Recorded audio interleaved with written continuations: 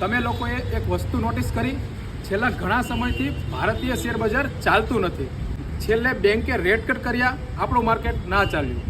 આટલા સારા જીડીપીના આંકડા આવ્યા પણ આપણું માર્કેટ ના ચાલ્યું.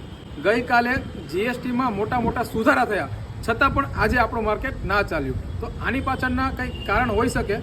કન્ટિન્યુ મોટા પ્લેયરો એટલે કે એફઆઈઆઈ સેલિંગ કરે છે, એટલે કે ફોરેન ઇન્વેસ્ટરોની 92% પોઝિશન સેલિંગ સાઇડની છે.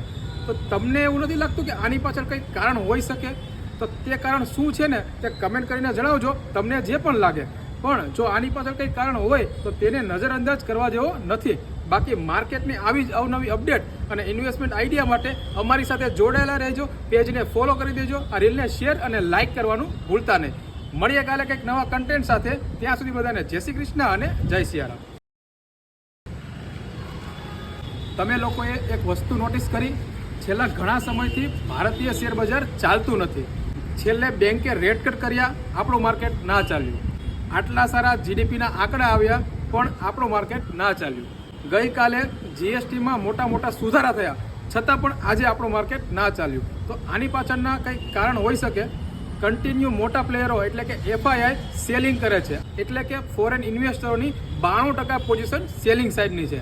તો તમને એવું નથી લાગતું કે આની પાછળ કંઈક કારણ હોઈ શકે? તો તે કારણ શું છે ને તે કમેન્ટ કરીને જણાવજો, તમને જે પણ લાગે.